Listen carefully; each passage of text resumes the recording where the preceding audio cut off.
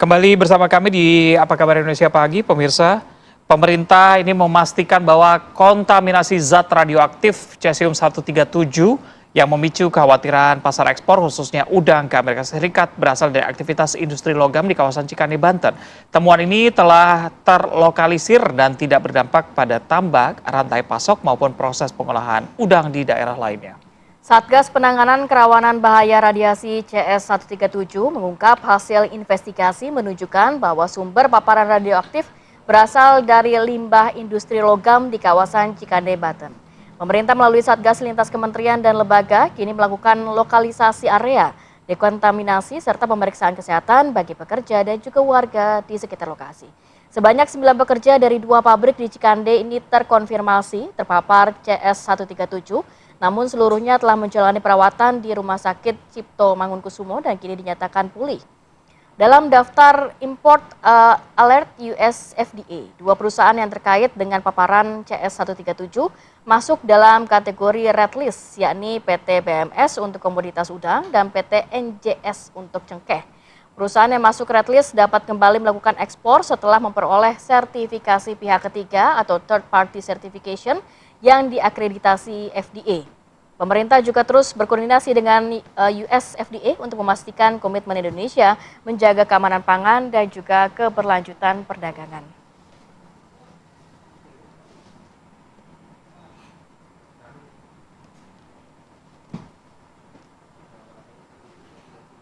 Baik, untuk mendalami mengenai hal ini kita akan langsung bergabung dengan Ibu Lin Yola, pengamat lingkungan Universitas Indonesia. Assalamualaikum, selamat pagi Ibu Yola.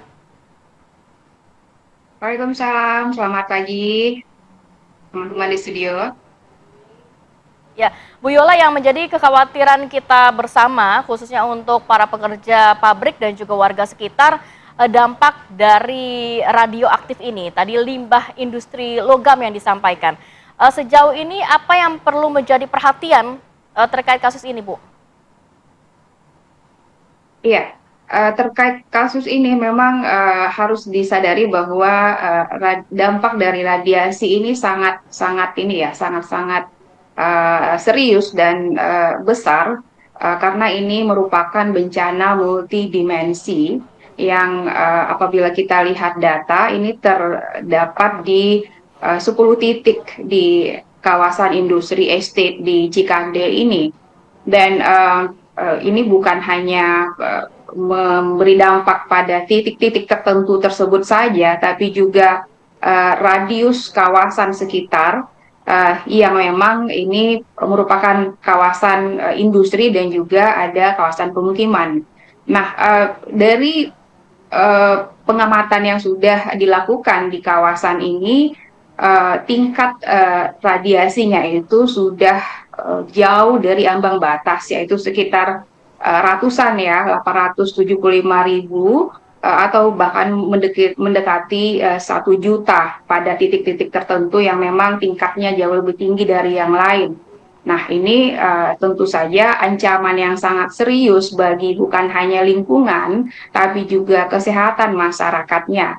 Dan perlu diketahui bahwa residunya itu bisa bertahan hingga 30 tahun walaupun dosisnya atau kadarnya itu bisa menurun ya, tapi bisa bertahan pada medianya yaitu lingkungan dan manusia itu sangat lama, lintas dekade bahkan lintas generasi ya. Dan ini sangat bahaya yang memang harus ditangani dengan serius. Nah, dengan kondisi ini, kawasan yang terpapar dengan radiasi nuklida ini harusnya memang sudah tidak layak untuk bekerja dan huni ya pada titik-titik yang memang terpapar sangat tinggi tadi. Oke, Bu Yola, mungkin yang juga mengkhawatirkan adalah biasanya ibu hamil, anak-anak nih suruh banyak konsumsi seafood begitu ya, terutama udang. Nah, gimana dengan mereka begitu ya? Mungkin tadi sudah dipastikan oleh pemerintah bahwa tidak mengganggu tampak udang lainnya, tapi kan kekhawatiran pasti ada. Ada cara gak sih untuk ibu hamil dan juga anak-anak nih mengenali bahwa ini terkontaminasi atau tidak dan bagaimana cara mengkonsumsinya? Apakah lebih baik tidak konsumsi terlebih dahulu dalam sementara waktu? Ya, untuk kawasan yang terpapar langsung dan kawasan radius sekitarnya, itu saya bisa katakan sekitar 2 kilometer sampai 5 kilometer dari titik utama itu harusnya sudah dilakukan dekontaminasi ya. Jadi apapun yang di kawasan tersebut Mhm. harusnya sudah tidak digunakan atau dikonsumsi tadi. Nah, dampaknya ini Mhm. harusnya bukan hanya terhadap pekerja dan warga, tapi kelompok rentan ya. Tadi ibu hamil, anak-anak, dan lanjut usia. Nah, kelompok Pasti. rentan ini harusnya menjadi perhatian yang khusus ya bagi pemerintah atau pihak-pihak yang menangani bencana multidimensi ini. Nah, yang utama yang harus dilakukan adalah dihindari ya semua eh, eh, bahan-bahan makanan yang terdapat atau berasal dari kawasan tersebut begitu. Dan tentu saja pihak Mhm. Kementerian Kesehatan harusnya juga apabila sudah terpapar ini juga ada ya obat-obat yang bisa digunakan untuk menetralisir. Tapi yang utama biasanya itu untuk menetralisir adalah banyak minum air putih ya. Hmm. Oke, Mbak Yola, ini yang menjadi kekhawatiran juga adalah warga Cikande kan tidak mungkin tinggal di situ saja. Dia bisa beraktivitas keluar kota, ke Jakarta. Ini bisa berdampak nggak sih sama warga yang memang misalnya berpapasan atau kerja bareng di tempat lain begitu? Iya, walaupun ini bencana lingkungan dan bencana kesehatan masyarakat, tapi ini tidak bisa disamakan dengan Mhm. tadi ya bencana seperti pandemi COVID-19 yang memang dapat Mhm. menular melalui udara atau ya media yang bisa menularkan virusnya tersebut. Tapi ini lebih ke tertular dari Mhm. media permukaan atau bahkan air, tanah, dan udara yang memang terkontaminasi dari radionuklidanya tersebut. Nah, penularannya itu dari yang Oke. berhubungan langsung dengan sumbernya, bukan dengan orang yang terpapar tersebut ya. Mhm. Mhm. Oke, berarti langkah lokalisasi yang dilakukan oleh pemerintah itu sudah merupakan langkah yang tepat ya?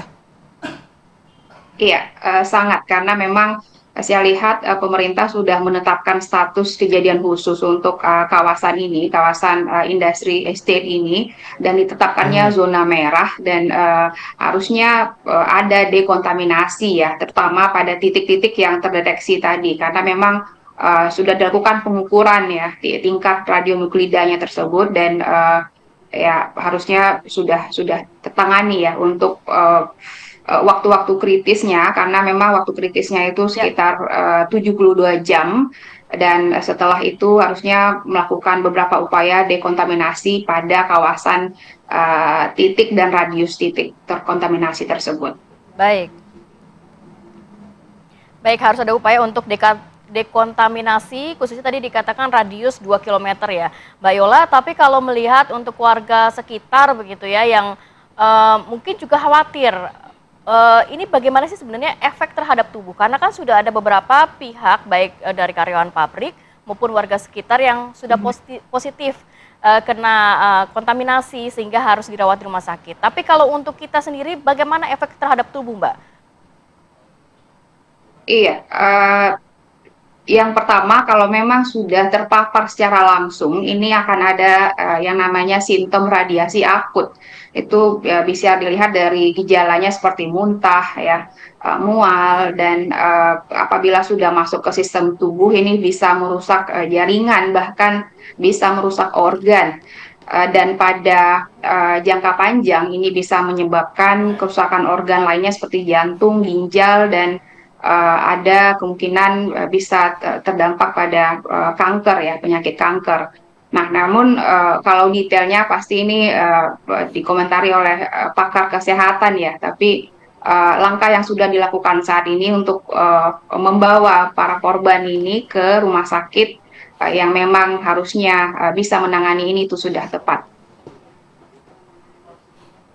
Hmm. Oke, jangan sampai kita terkena radiasi tapi radiurus ya. Jadi harus ke rumah sakit tadi untuk ngecek kesehatan. Terima kasih sudah bergabung bersama kami Iya. pengamat lingkungan Mbak Linyola. Terima kasih.